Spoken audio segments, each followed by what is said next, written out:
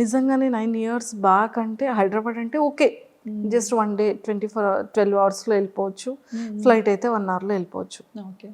కానీ బ్యాంకాక్ అనగానే కొన్ని అవర్స్ జర్నీ ఉంటుంది అండ్ ఫ్రీక్వెంట్గా రావడానికి అవ్వదు, ఎప్పుడు కావాలంటే అప్పుడు కాల్ చేయడానికి ఆ నెంబర్స్ వేరుంటాయి. అవును.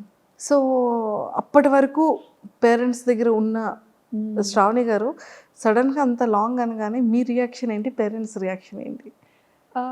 నేను అనుకున్నాను యాక్చువల్లీ వెళ్తే ఉండగలనా లేదా అని. బట్ ఈయనకేంటంటే అది ఒక డ్రీమ్ అనమాట, అబ్రాడ్ వెళ్ళాలని ఒక డ్రీమ్. సో ఆపర్చునిటీ వచ్చింది, మన వల్ల ఎందుకు అది పోవాలి. సో తను ఇష్టపడుతున్నారు కదా, పోనీ ట్రై చేద్దాం, డాడీ వాళ్ళకి నెమ్మదిగా చెప్పొచ్చు అనేసి ఇంకా మమ్మీ డాడీతో మాట్లాడి చూస్తాం డాడీ, అది అక్కడేం పర్మనెంట్ కాదు, జస్ట్ వర్క్ మీద వెళ్తున్నాము, మనకు నచ్చితే ఉంటాము, లేదంటే మళ్ళీ మన ఊరికే వచ్చేస్తాము అన్నట్టుగా చెప్పామన్నమాట. ఓకే, ఇప్పటికైనా అంతేలేండి, ఎప్పటికైనా ఇక్కడికే వచ్చేయాలని, అవును అవును, ఇండియాలోనే సెటిల్ అవ్వాలని. సూపర్. సో అలా ఒప్పించి పేరెంట్స్ని వెళ్ళాం. అలా వెళ్ళడం జరిగింది. సో అక్కడికి వెళ్ళిన తర్వాత మీరు కన్సీవ్ అయ్యారా? లేదండి, ఇక్కడ హైదరాబాద్ పుట్టిన తర్వాత ఆ ఆపర్చునిటీ వచ్చింది దీనికి. పాప 5th monthలో తెలిసింది, పాప 8th monthలో ఈయన ఫస్ట్ వెళ్ళిపోయారనమాట. ఓకే, నేను ఫస్ట్ వెళ్ళి అన్నీ మంచిగా సెట్ చేసి అంతా చూసుకొని అప్పుడు మీకు చెప్తాను, ఈలోపు వీసా పనులు కూడా అవుతుంటాయి కదా, అది చేసుకొని మీరు స్టార్ట్ అవ్వండి అని చెప్పి ఈయన ఫస్ట్ వెళ్ళిపోయారు ఒక ముందు. అక్టోబర్లో వెళ్ళిపోయారు. అక్టోబర్. నేను కరెక్ట్గా పాపకి 9 months అనుకుంటాను, నవంబర్లో నేను వెళ్ళాను అనమాట. నేను ఒక్కదాని పాపతో.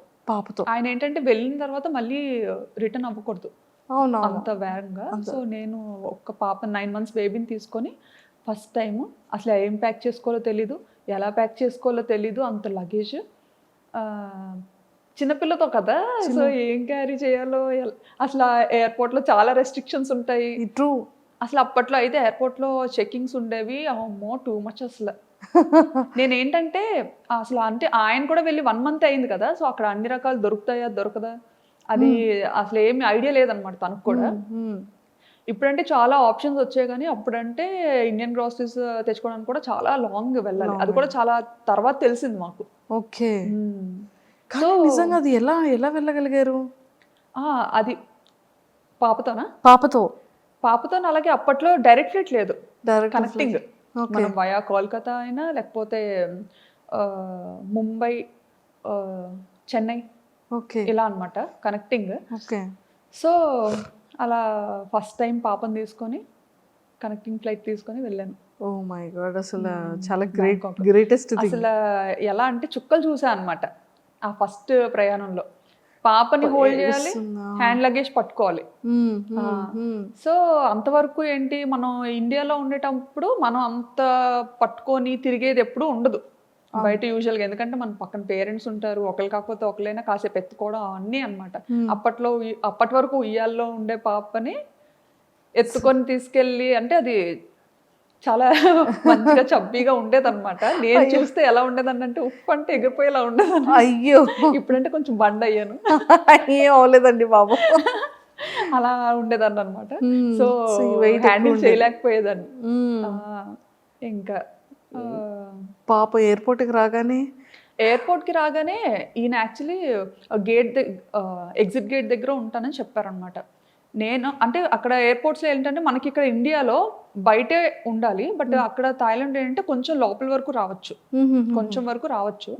సో నేను పాపను పట్టుకొని ఇంకా అలాగే వణుకుతూ లగేజ్లన్నీ తీసుకొని మోసుకొని కూర్చోబెట్టి తీసుకెళ్తున్నాను అనమాట. తీసుకెళ్తుంటే ఈయన అక్కడ వెయిట్ చేస్తున్నారు అనమాట. అంత క్రౌడ్లో నన్ను మిస్ అయ్యారు, ఆయన నన్ను చూడడం మిస్ అయ్యారు, నేను ఆయన్ని చూడలేదు.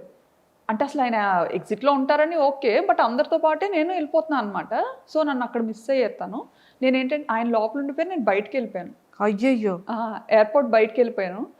ఇంకా బయటకు వెళ్ళి చూసేసరికి కనిపించలేదు తను. కనిపించకపోయేసరికి అమ్మో కంట్రీ అసలు ఎలా ఉండాలి ఏంటి, ఇప్పుడు ఎవరిని అడగాలి, నేను నాకు కనిపించట్లేదు. బయటకు వచ్చినా కానీ చాలాసేపు వెతికానండి, ఎక్కడా కనిపించలేదు. కాంటాక్ట్ చేయడానికి మన సిమ్ కార్డ్, నాకు వైఫై కనెక్ట్ చేసుకోవడం థాయిలో ఏదో వచ్చింది అనమాట సంథింగ్ అక్కడ. నేను ఆ టెన్షన్లో లాంగ్వేజ్ సెలెక్ట్ చేసుకోవడం కూడా కన్ఫ్యూజ్ అయ్యి థాయ్ నొక్కేసాను అనమాట. థాయ్ సెలెక్ట్ చేసేసాను. సో అలా సెలెక్ట్ చేయడం అంటే మొత్తం థాయ్లో వచ్చింది, అదేమో అర్థమయ్యే సావదు. ఇంకా ఎవరికి చెప్పుకోను ఏంటి అక్కడ మళ్ళీ బయటకు వచ్చిన తర్వాత సెక్యూరిటీకి అడుగుతుంటే అక్కడ ఇంగ్లీష్ చాలా తక్కువ అనమాట. సో అతనికి అర్థం కావట్లేదు నేను ఏం అడుగుతున్నానని. ఇంకా కళ్ళంటే నీరు తిరిగేసి చంటి పిల్లతో అలాగా ట్రాలీ పట్టుకొని అటు ఇటు చూసుకుంటా. పాపం సార్ ఏం చేస్తున్నారు, ఇంకా లోపల ఇంకా లోపలే ఉన్నారు ఆయన. ఇంకా అందరూ వచ్చేసారు, వీళ్ళేంటి ఎక్కడ రాలేదు, ఏ ఇమిగ్రేషన్ లో చిక్కు పడిపోయారో అనుకున్నారు. అయ్యో అసలే కొంచెం రెస్ట్రిక్షన్స్ ఎక్కువ కదా. అసలే పప్పులు ఉప్పులు వద్దన్నా సరే మోసుకొని వస్తుంది.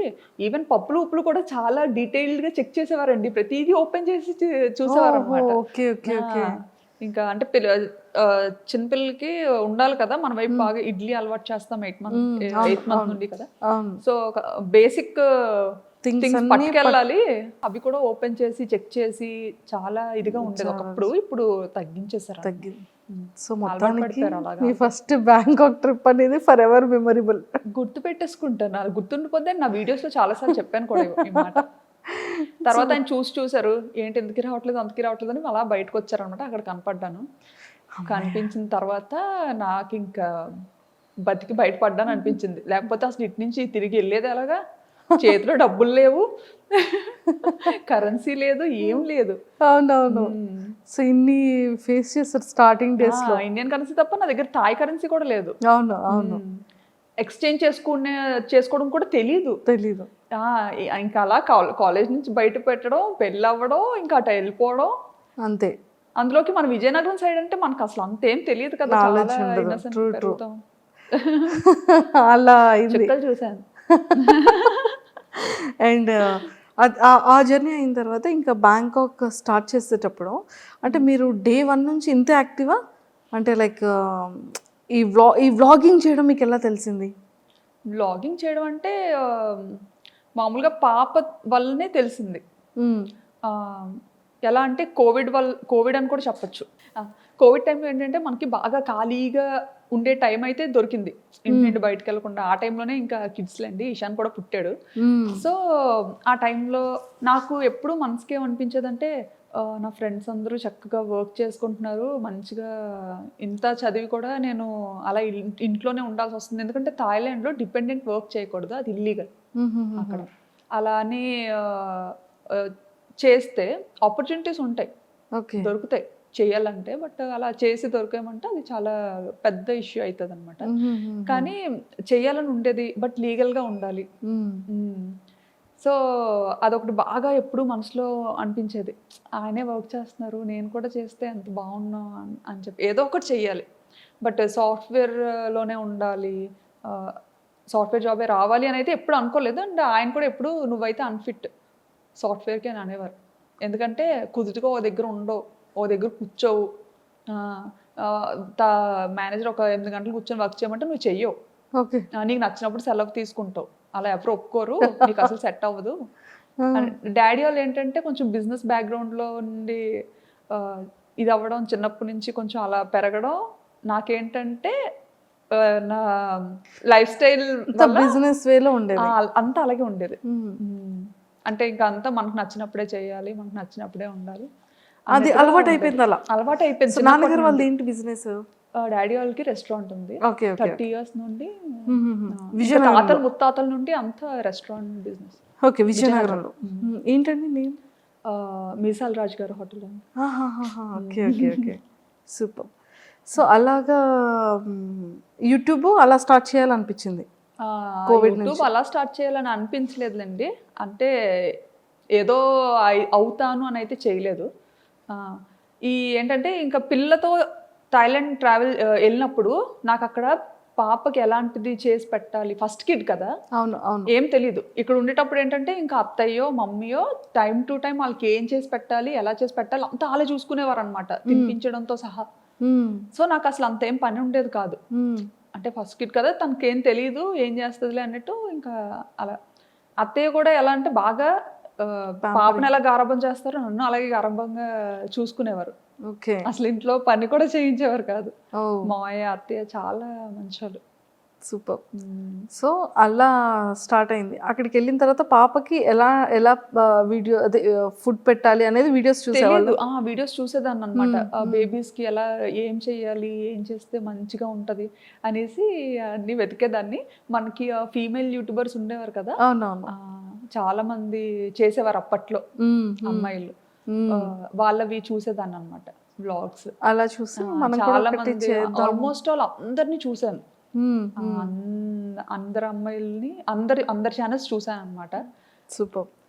సో అలా మొదలైంది. చేసి అలా స్టార్ట్ అయింది. ఎక్స్పెక్ట్ చేశారు ఎప్పుడైనా ఇంత ఫేమస్ అవుతారని కానీ, ఇంత మంచిగా జనాల్లోకి రీచ్ అవుతారని కానీ? అస్సలు ఎక్స్పెక్ట్ చేయలేదు, అలా అనుకోని కూడా రాలేదు. సో అలా ఫాలో అయ్యేదాన్ని, చాలా మంది ఛానల్స్ ఫాలో అయ్యి అది నాకు బాగా మంచిగా హెల్ప్ అయ్యేది కూడా. ఓకే. చక్కగా అలా ఫాలో అయ్యి అంతా చేసుకొని ఆ బుడ్డిదాన్ని నెమ్మదిగా ఏదో అలా పెంచేదాన్ని అనమాట. అప్పటికి అక్కడ థాయిలాండ్లో ఉండలేక ఇండియాకి థాయిలాండ్కి yearly 3 times up and down చేసేదాన్ని. అప్ అండ్ డౌన్ చేసేవాళ్ళు. అప్ అండ్ అంటే అక్కడ ఎవరు డౌన్ పరిచయం వెళ్ళేసరికి అంత ఫేస్ చేసిన తర్వాత ధైర్యం వచ్చింది అనమాట.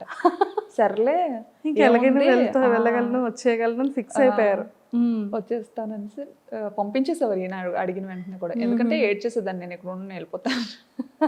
ఎందుకంటే అక్కడ ఫుడ్ నాకు నచ్చేది కాదు, అండ్ నాకు వంట రాదు. అక్కడికి వెళ్ళేసరికి నాకు వంట సరిగ్గా రాదు.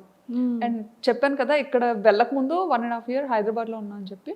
అప్పుడు ఆ టైంలో అయితే నా వంటకి పాపం ఆయన అయ్యో ముందేనా అడిగి చేసుకున్నాను కాదు అనుకునేవారేమో అనుకునేదాన్ని నేను మనసులో.